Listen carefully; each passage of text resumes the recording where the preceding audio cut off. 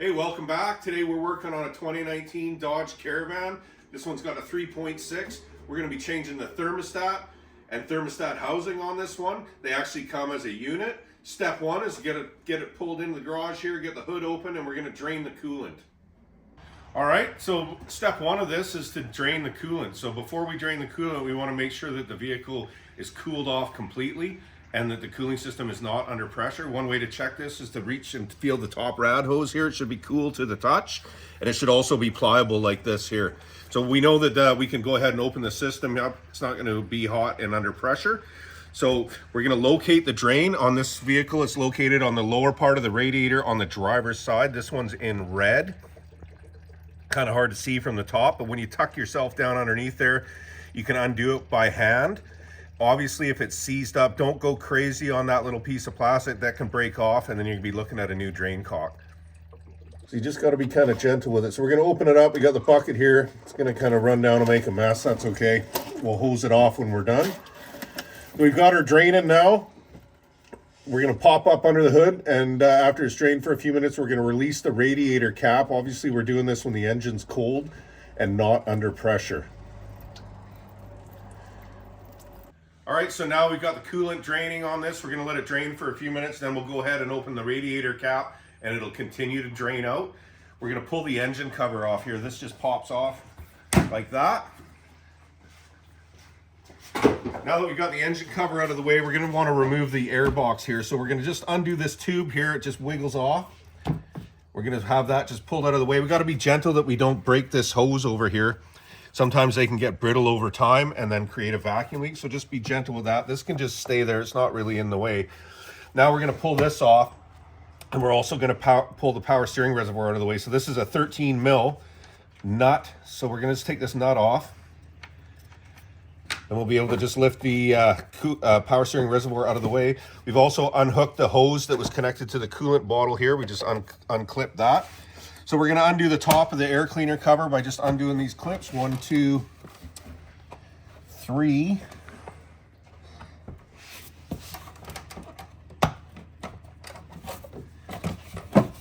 Now that we've got it done, we can undo the hose clamp over here. And then we can go ahead and just wiggle this hose off like that. We can pull the cover right out of the way. Now we can go ahead and remove the air filter. Okay, so we got the air filter out of the way. We're going to remove the lower half of the box just to give us some more room for working. This is sitting in some rubber grommets, so it's just going to pull it up, tug it. It'll pop out of those rubber grommets, and then we're just going to pull it off this intake air tube, just like so. We can get that out of the way. Now we can see the thermostat housing and just have a little easier access. There it is there.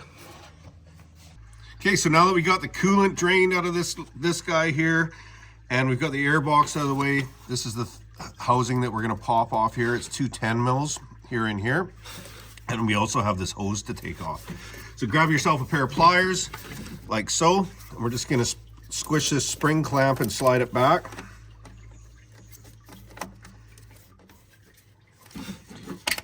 Like that, and we'll wiggle the clamp back out of the way. Now we're going to pull the hose off. Even though we've got the radiator drained, we're going to lose a bunch of coolant here. So we're going to get a drain bucket under here, and we're going to have to wash the belt off when we're done because we don't want coolant on our belt. All right, so now we got this hose clamp backed off. We want to pull this hose off here. Sometimes the hose might be sticking to the housing, so a tool like this works good, or a little small screwdriver, and we'll just run it around the edge here to loosen the hose up. They're usually a lot better when they're plastic like this. So now we've got the hose loose. We're just going to back this off. And don't forget to catch as much coolant as you can and dispose of it properly, because it's not good for your pets.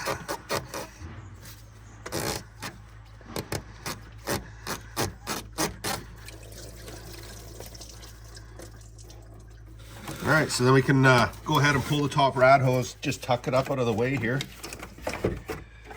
Okay, so now we got 2 10 mils up here and down below. We'll start with the lower one. Back those guys out.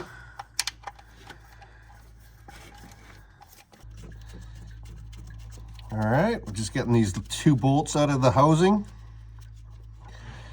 Obviously being careful not to drop them. Usually the housing will be stuck to the engine block.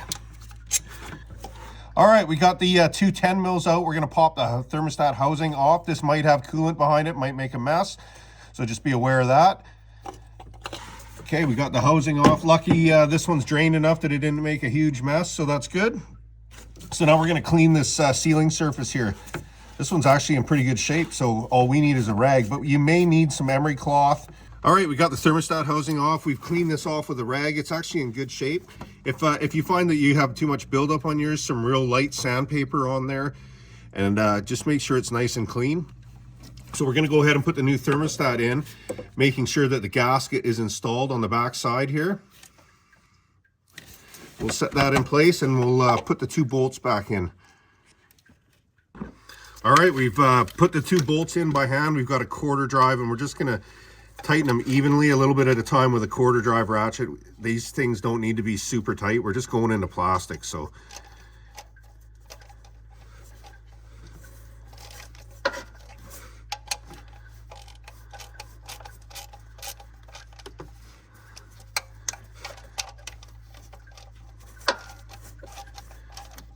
As you're putting it in with a quarter drive, you'll feel it get to the end of the thread there and it starts to snug up.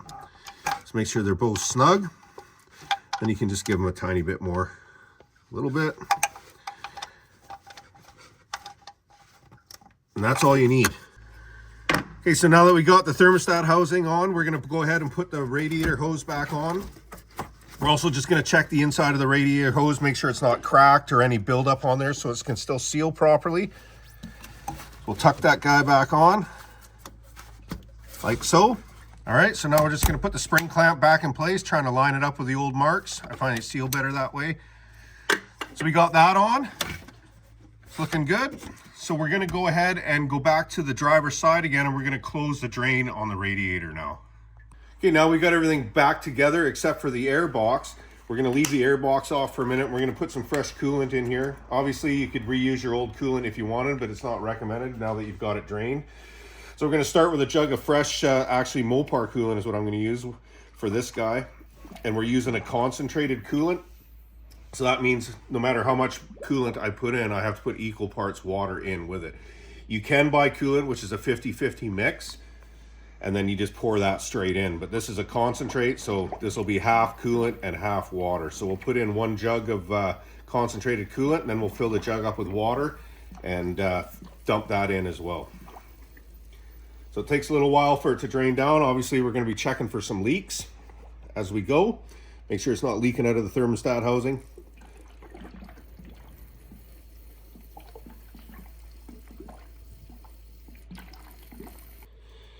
Okay, so we've got the concentrated coolant in there and we're adding some water. We're gonna come back down to the thermostat housing. This is why we left the air box off. And right here is an air bleed. So we're just gonna back this air bleed off counterclockwise. And this will release the air in the block and help the coolant fill the block up. So it'll gurgle and it'll spit a little bit, but that's okay. And we'll keep dumping in some fresh water to mix with the coolant up top here.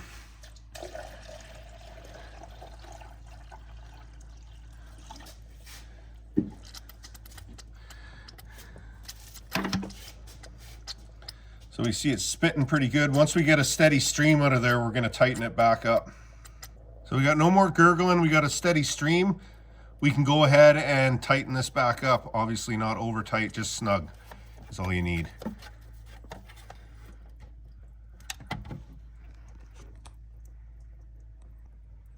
All right, now that we've got most of the air out of the system and the coolant filled up, we can go ahead and rinse any coolant we might have got on the belt out of the way.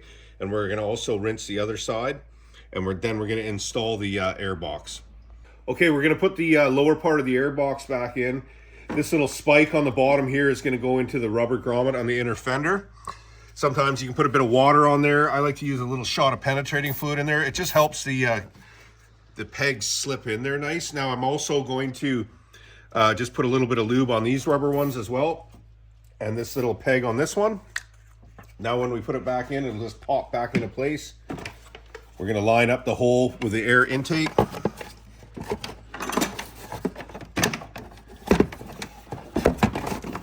like so. And then we're just going to line up those pegs and push it down into place, making sure that it goes over top of your windshield washer bottle over here like this. So now we got this in place like that. We go ahead and feed the power steering reservoir on top of this as well. And now we can put the wiring connector back on for the wiring here that was popped out. And we'll install the air filter.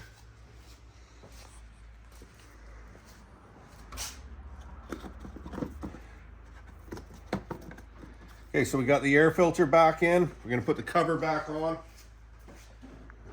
We're gonna line up that hose back here.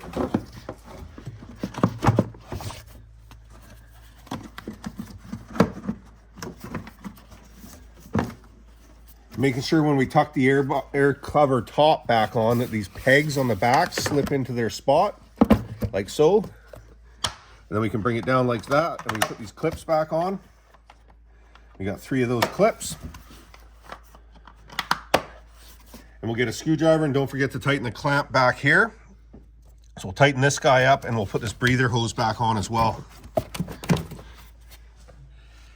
Then we'll get a 13 mil socket, and we'll tighten that back down on here for the power steering reservoir,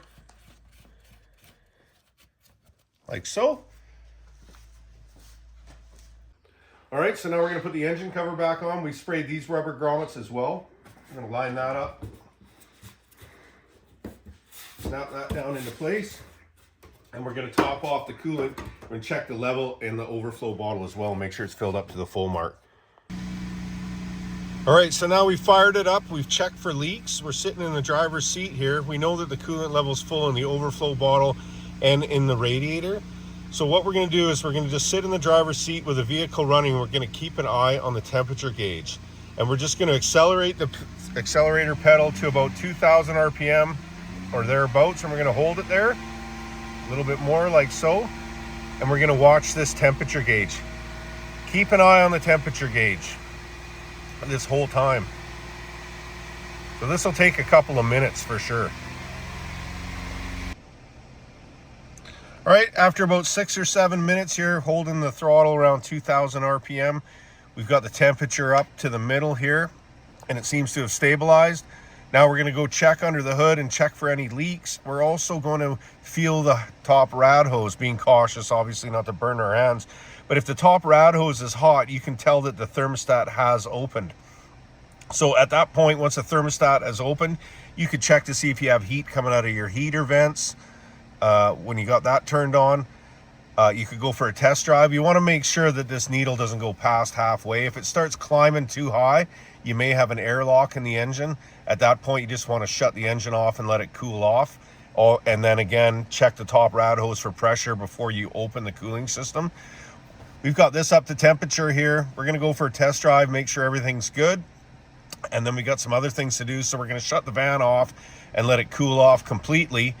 And then once we've got it cooled off completely, we'll check that top rad hose for pressure. As long as that's soft, we'll go ahead and open the rad cap and adjust any coolant level that may need adjusting.